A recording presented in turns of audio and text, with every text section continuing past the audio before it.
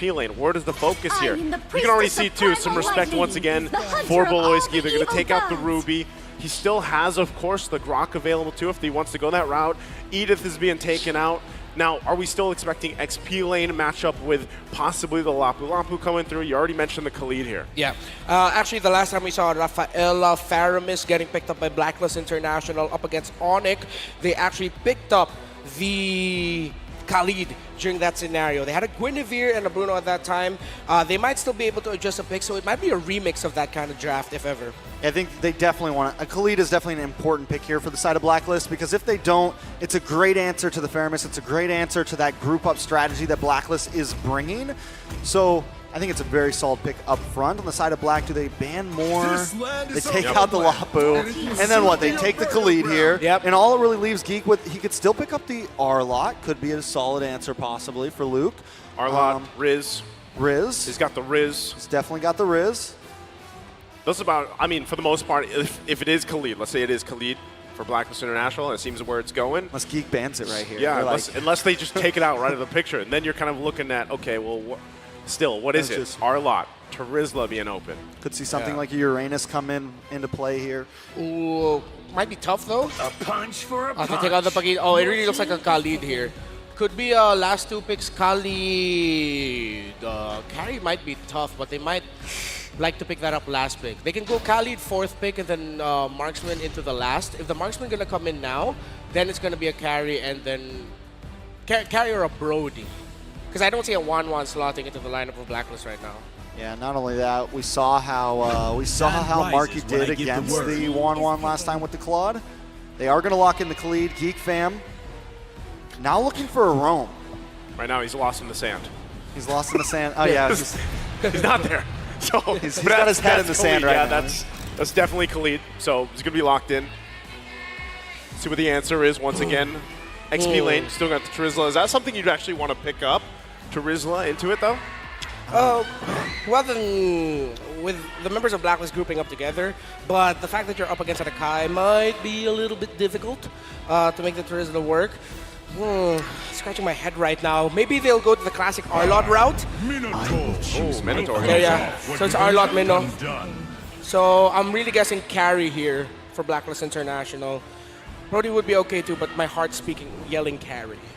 I think the Arlot's a solid pick, right? It gives a big possibility to be able to split Blacklist up a little bit, or if they are all grouped together, you can push everyone in. So there's a few answers with Luke here. It's definitely not the normal dive Tarizla or Lapu Lapu that we've been seeing him play, but still very solid. He's able to be aggressive on it. And Beloyski as well. This is something I wanted to see, something that can meet Blacklist here head on. I think the major thing they have to do here is just kind of play around the Akai, because if you dive in, as you mentioned, you get caught by that heavy spin.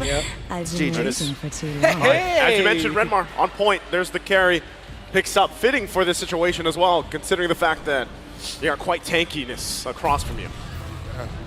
Okay, so I'm leaning a little bit more towards the draft of Blacklist International, but again, for me, the biggest factor here for Geek Fam will be Beloyski's play on the Minotaur. How he plays this alongside the timing of Luke's final slashes as the Arlot might actually be enough to disrupt the Faramis-centered composition of Blacklist International. And then at the same time, with the Claude and the Baksha entering, and of course Arlot dashing around, how Geek Fam executes this in the team fight will be the main determinant of who will be winning this game number 3.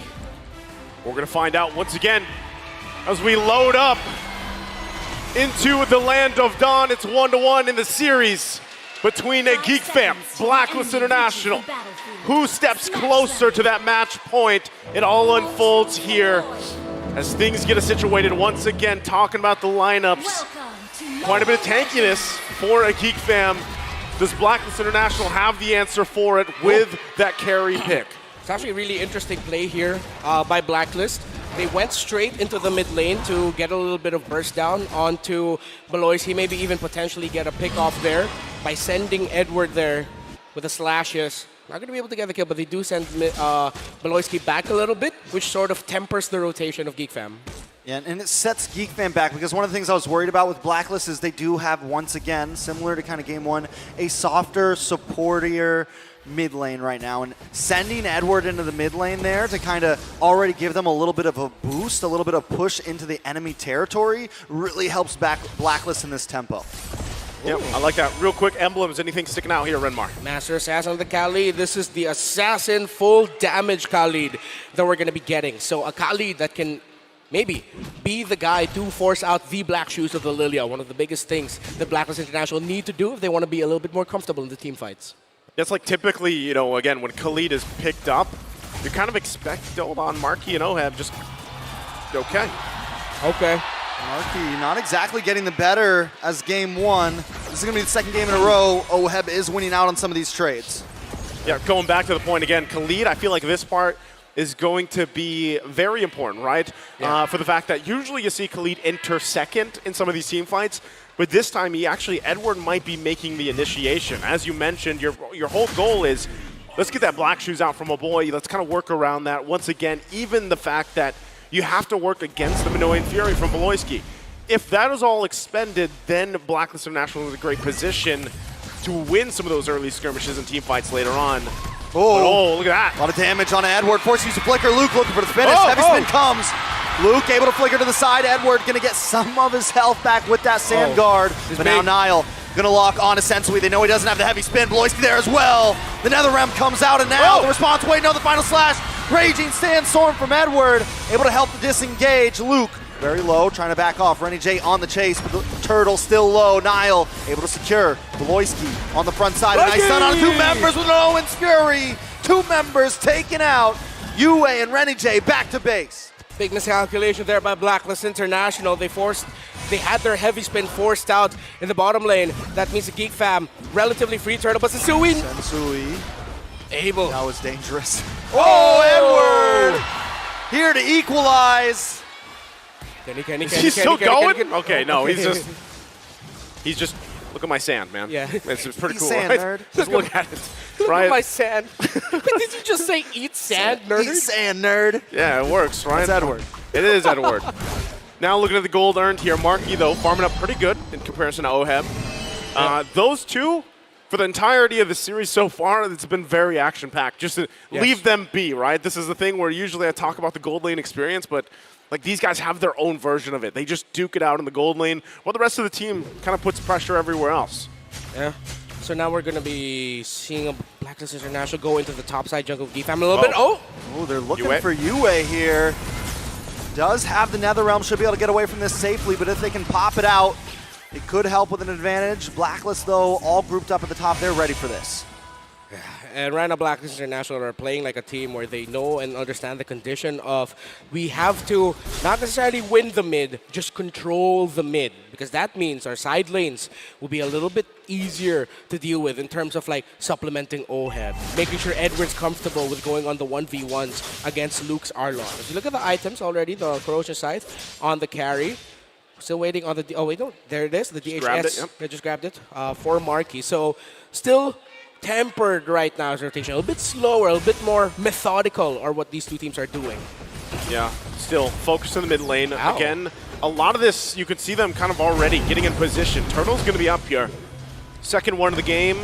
Both teams where they want to be. Gold laner staying on the bottom side of the map. They're going to go ahead and just not be a part of this. Turtle, take it. Nile able to take it. Geek fam kind of controlling the pace right now. Nice heavy spin from Luke, trying to lock on to Edward there. Down at the orange buff too, Beloyski. Geek fam just in itself right now is being so aggressive. Edward forced to use the Raging Sandstorm as a getaway. Yeah, and now that final slash that we saw earlier from Luke, and with Blacklist International forced back, can't get close enough. Actually, a Retro duel, if I'm not mistaken, won by Nile, or I don't think they just got close. Now they trigger the call for a switch. We're going to be switching things up, the focus. This is classic Blacklist International. Now they're going to be looking into supplementing Oheb. Double laning now, trying to maximize the farm that he can get across the map, because they're going to need that. Oh, Beloyski! Oh, wait, no, the Holy Baptism able to delay Geek fam. Geek fam still looking away the wild slash! Luke making the play to change the game! Wow! Marky locked on Edward, and Edward finally drops. Sensui with a heavy spin just to try to get away. 4 members of Blacklist International fall. What a play from Luke. The final slash of the day so far. Right on point there. Another chapter added to the book of Luke. No other analysis needed, man. That was a hell of a final slash. Yep, we're going to take a look at it once again. The instant replay here, presented by Kadia. If you missed it, now you get to see it again. It all unfolds here under the Tier 1 turret. Here comes Luke. Flicker, too. Picture perfect positioning as an Arlot. That's what you want to get. And despite them being under tower, Geek Fam can just juggle bodies to ensure that they win that out. Luke, my goodness, still continuing. Oh, Renegade. Trouble. Boy. Gets through with a heal. Geek Fam just so aggressive right now. Yeah. In a very quick, decisive play. Now 3K ahead, not to mention objectively. Still in a similar situation where we saw for the previous games, right? Blacklist doesn't have a turret yet. They're kind of restricted in terms of space and movement around the map. Sensui trying to get away here. Geek Fam just suffocating. They're playing so well, meticulously aggressive, just so well all over the map, everywhere. Edward now looking for a target. Raging Sandstorm just to get away. Geek Fam want to take this tower. This is what we were talking about earlier, actually, for the side of Geek Fam. I did say I was leaning a little bit more towards a lineup of Blacklist International, but if Geek Fam layered their abilities well, found their timings, caught Blacklist International caught Blacklist International off guard, they'd be taking their conditions. They'd be the one leading the charge here. So that's exactly what they did. With meticulous, as you mentioned, their tricks, gameplay around the map, good macro, and finding those little windows of opportunity to counter-go during the objective team fights, Geek Fam are just doing what they need to do with the lineup they have to make sure Blacklist lineup won't be able to shine as well as it could have. Yeah, and with this, with the lead they have, you can see them put the pressure here now on the side of Blacklist International, at least trying to force these things out of Sensui even. But again, they'll take the buff. Now, my biggest thing here is the time that it takes for carry, right? To kind of build up to that point, the power spike, if you will.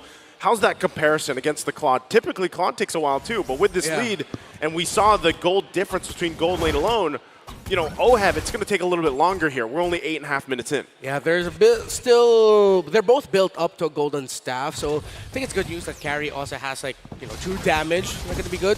Well, Aboy now has an Ice Queen wand here, so that's something Blacklist needs to watch out for. Yes, they have that holy healing, but those slows, strong counter punishes. Boy, gonna respond back though. Edward able to do nothing there. Niall gonna back off. I think it's smart. You mentioned the Claude and the carry. One of the things about the Claude though is even if he's not fully online unloading a ton of damage, he still has so much utility outside of that with the split pushing, with being able to still melt down the Nether Realm. Exactly, Whereas carry, you just have one job really. It's try to shred down, the front liners. And until carry can do that, there's not much else she can do. Man, look at this already. They force Sensui less than half health. They go ahead and give the go signal for the Lord. I don't think Blacklist International can even get here in time. Yep. And I don't think they have the opportunity to find a counterplay, but I think they're going to try to go for Beloyski. Beloyski able to get the knockup though on 2 members. Another realm comes out from Yue. Marky trying to unload, but Geek Fam maybe just want to disengage here. Edward misses, whiffs into the backside, and now Geek Fam smell blood. Luke looking for one. The final slash to knock Edward out of the sand guard. And wait, Marky to the backside with a blazing weapon. He's taking a lot of damage. He'll flick back with the BMI. Blacklist International might have to lose this tower for the sake of the team. What a play there by Geek Fam again, finding opportunity. Even though Blacklist International sniffed blood, thought they could get Beloyski. Geek Fam was able to chase Oheb. Another wild slash on Oheb. The flicker. Luke, the stone under the tower. He's going to go down for that, but it is worth it today. Again, Luke has been on point this entire game. Actually, the entire series so far, and right now it's Blacklist International trying to struggle to stay in this game. Nearly 7,000 gold deficit to work from. Stone cold. Mr. 315. Add another chapter to the book of Luke as his legacy grows here in the series against Blacklist International. Committing the flicker just to ensure that kill. He goes down. But now Geek Fam, they have a little bit more space to work with in terms of getting turrets, getting inhibitors down. All right, Geek Fam trying to move in. They get the stun on to Sensui. Sensui gets heavy spin though, but then Owen's Fury helps Geek Fam. Blacklist International finds Nile though. And now Edward with the Raging Sandstorm looking for a boy. The black shoes are already gone. He will go down. Marky in with the Blazing Duet. Blacklist doesn't want to keep the fight going, but at least they keep Geek Fam away. So there's still some fight back from Blacklist International. They're trying once again to allow Oheb to get online here. Real quick, how's the items looking? All right, so it's still an advantage for the Claude here. Up to, okay, so since we actually had the Russia Blade Armor there, also up to a Radiant Blade Armor on the Baksha. The two Dominance Isis on the side of Geek Fam are causing a bit of trouble here for Blacklist. We see, I believe that's a rush into the Malefic Roar by that Khalid. So once that Malefic Roar goes up, he's going to be like one of the biggest damage dealers for Blacklist International. Well, International has to be, because UA had to go for a more utility route, deciding to prioritize the Necklace of Durance as his first item, which was understandable, and then going to a Lightning Truncheon. This is crazy too, as you're looking just the damage dealt so far from the members from Geek Fam. That's something that they have to work from, right? Again, when you have this kind of lead, that's kind of what you expect, but itemization-wise will fall into place the further they get into the game, especially if Blacklist International can kind of stall things out a little bit longer, right? We're still working with the fact that you really have to allow Oheb to get to this point in this carry. You already saw that Wind of Nature being picked up by Marky, going to give him some of this upper hand in a lot of these skirmishes and team fights as they break out, not to mention working around the Minoan Fury and avoiding the final slash from Luke, which has been on point. Edward also trying to bring up some of the damage, right? Picks up a Malefic Roar here to provide, once again, that burst potential to possibly put pressure on Geek Fam as this second Lord is now worked on. Blacklist trying to get in position here. Edwards staying in that mid lane, trying to clear that out. As the Lord Dance ensues, we got to keep a track of the positioning. Luke, not even a part of this so far. Yeah, and one thing about Oheb is he's got the Trinity locked in. He's got his third item locked in. He is officially a threat to the team, but Marky trying to lock on you, maybe force out that Netherrealm a little bit early. Geek Fam taking this slow. They know they have the advantage in the lanes.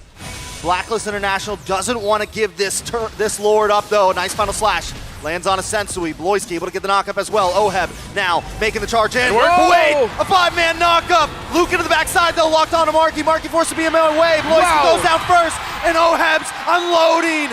Niall looking for it. Can he get the retribution? No, Sensui takes it. Blacklist International back-to-back games, turning things around. We talked about the Book of Luke, but add another chapter to the Book of the Lord, knocking up people at the worst possible time.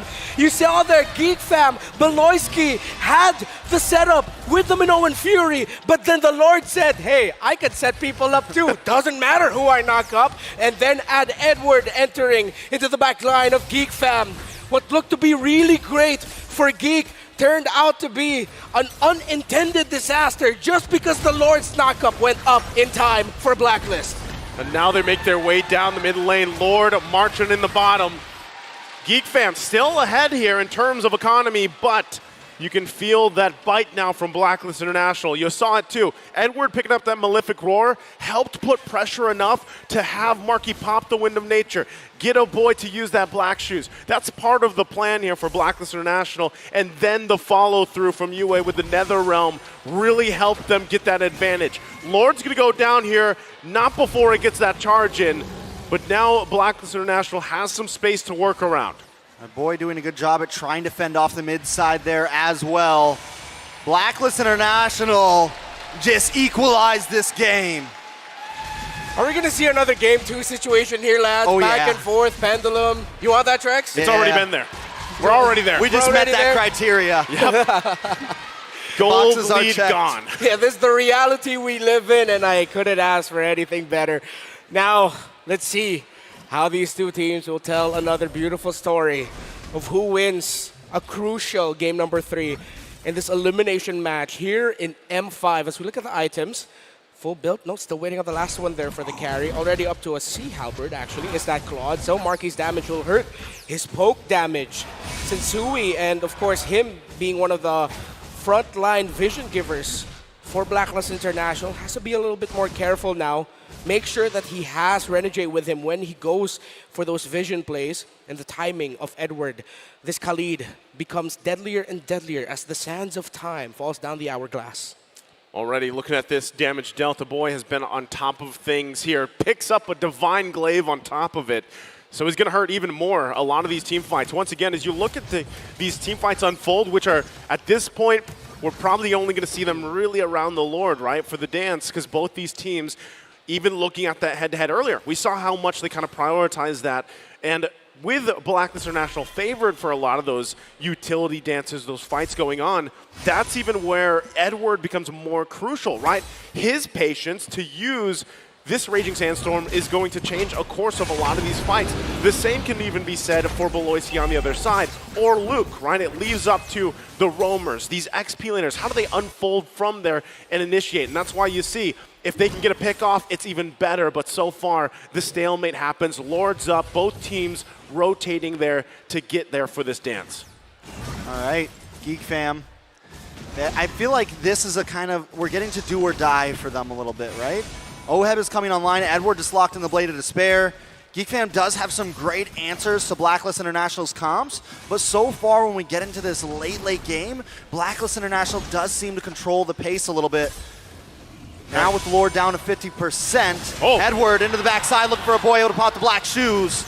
Luke holding Blacklist at bay, but they don't want to stop here. NetherRealm is still in play, but there comes Minoan's Fury. A boy! Respond back at Edward, able to find a boy. Marky to the backside with a blazing duet. Beloyski goes down. Luke is going to be next on the chopping block as Edward picks up the double. Niall trying to get the play with Sensu. He takes it from his fingers. Marky all alone against Blacklist International now. Patience is the key here. And once again, Blacklist International turns things around and they march into the base. You mentioned do or die. It looks like it's due for Blacklist. All right, Blacklist coming in. They've locked onto the base. Marky with all he cannot withhold against the agents. They did it again. The pendulum swung, but this time back to Blacklist International it goes. 2-1 in the series. They get to match point. Patience. Again, we were waiting for the timing, the timers. Khalid having that